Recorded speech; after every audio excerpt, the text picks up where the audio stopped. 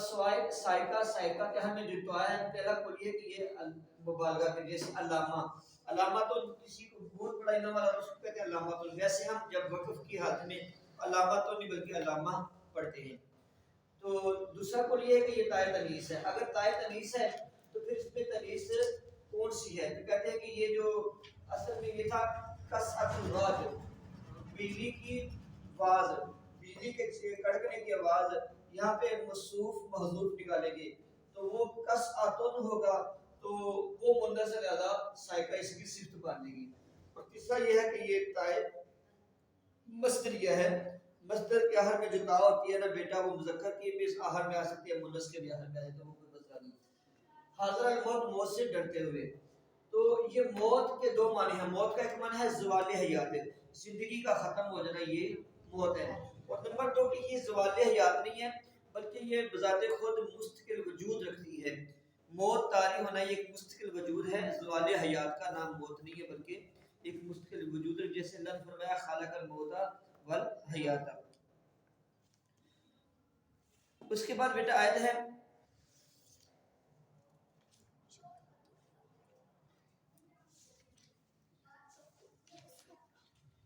واللہ محیط بالکافرین، اللہ تعالیٰ کافروں کو گھیرنے والا ہے۔ تو اللہ تعالیٰ کافروں کو کیسے گھیرنے والا ہے؟ یوں کہ خدا تعالیٰ کی وہ گرفت سے بچ نہیں سکتے۔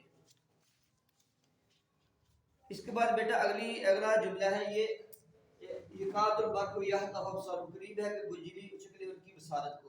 یکاد و کاد ہے، یکاد یہ فعل مقربہ میں سے ہے، اور جہاں بھی یہ فعل مقربہ یکاد وہاں پر دو معنی ہوتے ہیں، ایک تو قرب کا معنی ہوتا ہے کہ ان قریب ایسا ہوگا، اور دوسرا جو ان قریب ہونا ہے اس کے ہونے کی امید بھی ہے، یہ ایسا کام نہیں کہ جس کے ہونے کی امید نہیں ہے۔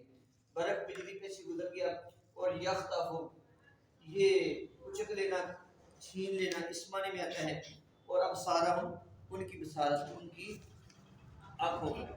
پھر آگے بیٹا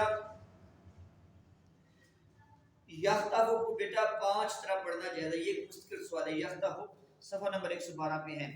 بفتح تا یختف، بکسر تا یختف مشدد، یخطف بفتح و بکسر، اور یختف اور پھر یتخطف، یخطف اور یتخطف، یہ 5 طریقے پڑھنا چاہیے۔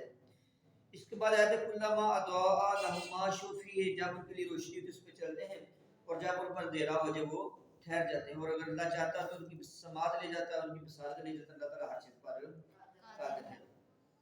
اب بیٹا اس میں پہلے یہ سمجھے جو پچھلی آیت اس میں سے نا منافقوں کی صورتحال سمجھنی ہے۔ منافقوں کو تشبیہ دی گئی ہے اس بندے کے ساتھ جو بندہ مسافر ہے۔ منافق کو کس سے تشبیہ دی ہے؟ مسافر۔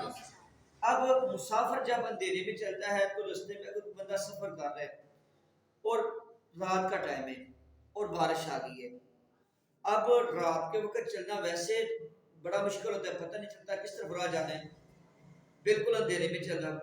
پھر اگر اس میں بارش آ جائے تو پھر مزید چلنے میں دشواری کے رستے میں کیچڑ وغیرہ بھی ہو جاتا ہے، پھسلن ہو جاتی ہے۔ ایک تو رات کا سفر اور ایک کیچڑ پھسلن، دو چیزیں آ گئی۔ اب وہ بندہ بڑا رک کے چلتا ہے، اسے دو ڈر ہوتے ہیں کہ میں رستہ نہ بھٹک جاؤں یا میں پھسل نہ جاؤں، دو ڈر ہوتے ہیں۔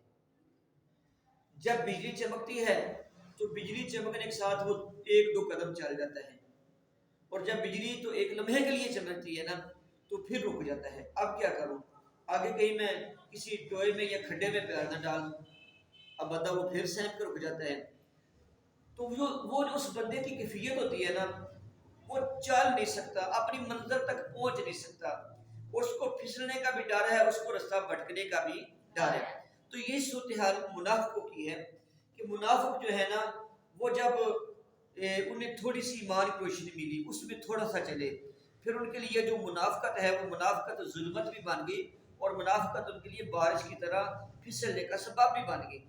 تو اب وہ پھسلنے کا بھی ڈر ہے، رستہ بھٹکنے کا بھی ڈر ہے، تو یہ کیفیت منافقوں کی ہے۔ اللہ تعالیٰ نے یہ چیز ان کی بیان فرمائی۔ اچھا، کلما دعا، جب روشنی ہوتی ہے ان کے لیے مشروفی اس میں چلتے ہیں.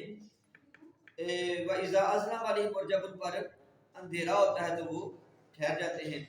قاموا, رک جاتے ہیں. وَلَوْ شَاءَ اللَّهُ, اگر اللہ چاہتا, لَذَهَبَ, تو لے جاتا, بِسَمْعِهِمْ, ان کی سننے کو, وَأَبْصَارِهِمْ, اور ان کے دیکھنے کو.